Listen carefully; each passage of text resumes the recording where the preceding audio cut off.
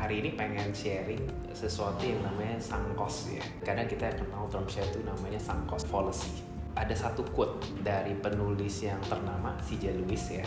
Dan dia itu bilang bahwa Anda tidak bisa kembali ke cerita di awal dan merubahnya. Tapi yang bisa dilakukan adalah di titik saat ini bagaimana merubah akhir daripada cerita. Maksudnya tuh apa sih? Intinya kita itu udah nggak bisa ngubah masa lalu lagi. Sama aja kayak hari ini, misal saya umur 37, bisa gak saya balik ke 30 tahun lagi? Nggak bisa. Dan ngubah apapun yang terjadi di umur 30 nggak bisa gitu. Tapi apakah saya bisa planning nanti di umur 50 saya mau seperti apa? Itu bisa. Dan ketika kita jalanin bisnis, pasti kita tuh akan membuat yang namanya mistake. Dan mistake itu baru kita bisa belajar dari sana. Saya pun juga demikian. Banyak sunk cost ya yang udah terjadi di bisnis saya 1000.com juga ya. Jadi saya hari ini mau kasih contohnya. Salah satunya itu misalnya kita dulu di 2-3 tahun lalu kita pernah buat video invest sekitar 60 jutaan. Akhirnya setelah videonya jadi 2 bulan 3 bulan kemudian malah ternyata videonya nggak kepake. Karena kenapa? Kita waktu itu ubah bisnis model. Videonya waktu itu saya fokusin ke freelancer tapi yang blue collar. Abis itu kita nggak terusin bisnis model blue collar itu. Jadi kita tetap fokusnya ke freelancer yang digital content ya, kayak designer, programmer, copywriter ya yang kita sekarang punya di freelancer kita gitu. Nah tentu yang 60 juta yang udah kita spend, bisa gak kita minta balik dari vendornya? Ya tidak bisa. Cuma dari sana saya belajar untuk gak buat keputusan cepet-cepet. Pasti dulu bisnis modelnya itu kita yakin sebelum kita invest di sesuatu. Ada juga contoh yang lain, misalnya yang sering terjadi itu ketika kita invest di orang. Saya pernah punya pengalaman di mana saya pernah hire satu manajer dan uangnya tidak kecil. Cuma setelah 6 bulan ternyata baru ketahuan bahwa dia tidak perform gitu. Nah waktu itu sebenarnya saya udah tahu pas 6 bulan dia nggak perform. Cuma itu berlarut terus sampai 9 bulan bahkan 1 tahun. Take away-nya di situ adalah apa? Kita kan doing business di sini. Ya bukan relationship aja. Dari awal waktu saya hire dia, KPI-nya nggak clear. Dia itu mesti ke arah mana.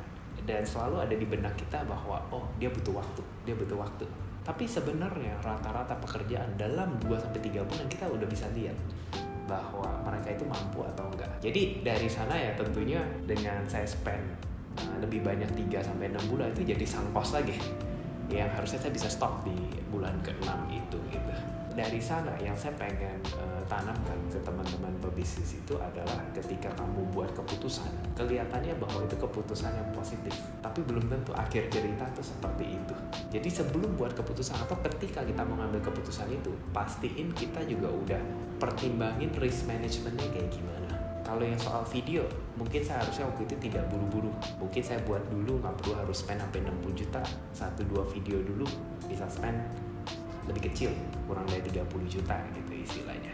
Jadi baru kita decide lebih jauh lagi. Kalau soal yang human resource, mungkin waktu itu dari awal saya harusnya set dulu nih KPI untuk dia.